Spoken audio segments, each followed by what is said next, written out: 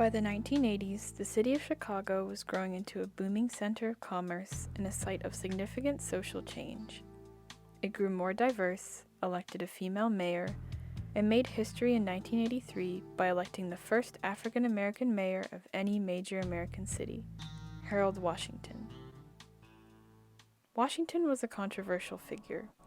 He was respected for his military service and legislative experience, but he also committed tax crimes and frequently made an enemy of the all-white city council. Despite some scandals, he stood for the growth of Chicago, both symbolically in his election as a black man and literally in his platform of expanding city infrastructure like the O'Hare Airport and public library system. Replacing the former Central Public Library after it became the Chicago Cultural Center in 1977 was a project Washington's predecessor failed to accomplish. So in 1987, Mayor Washington announced a design contest for an audacious new library in the South Loop.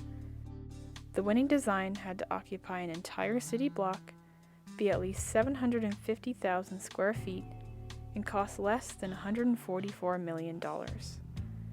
The competition was narrowed down to 5 final competitors, and local Chicagoan and postmodern architect Thomas Beebe's design was selected as winner. But soon afterwards, tragedy struck when Harold Washington died in his office, and he never got to see the library completed in 1991.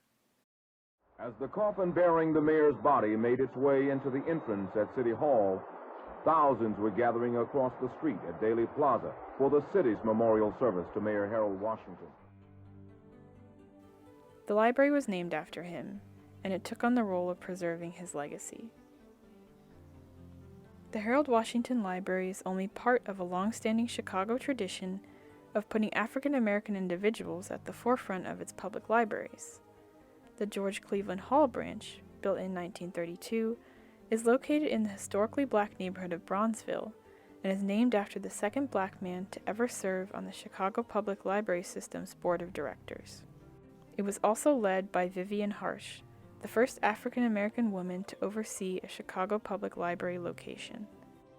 The Carter G. Woodson Library, made in 1975, houses a collection of Midwestern Afro-American history dedicated to Harsh, and itself is named after a scholar who helped create Black History Month. Harold Washington's library is just a more recent example of the city's libraries providing opportunities for and honoring its African American citizens. Part of this commemoration of progress and accessible leadership is manifested at the library through the use of classical imagery, which harkens back to an idealistic Roman republic. The building's exterior medallions of the Windy City Man, for example, take the ancient Roman wind god Aeolus and claim it for Chicago, anthropomorphizing the city's nickname. The accompanying relief of the Roman fertility goddess Ceres acknowledges Chicago's roots in agriculture, emphasizing how far it's come since. The image of growth hinted at in its rooftop seed pod sculptures culminates inside its 9th floor winter garden. This space is meant to resemble ancient Roman gardens, where citizens could freely go to admire the beauty and man's domestication of nature. The overall shape and form of the building resembles a Greco-Roman temple, but with colors that depart from traditional white marble and ground it in modernity. This all makes for a very distinctive building that's controversial, to say the least. Visitors have complained about the confusing layout, the long trek of narrow escalators, floors that lack cohesion, and the plain gray interior that contradicts the playfulness of the exterior. Even the famous Winter Garden, meant to be open to all, is anything but. Instead, it's often closed for private events, and when it is open, it's not exactly a garden. A few olive trees and sparse tables are all that remain of Beebe's vision of a blooming green space.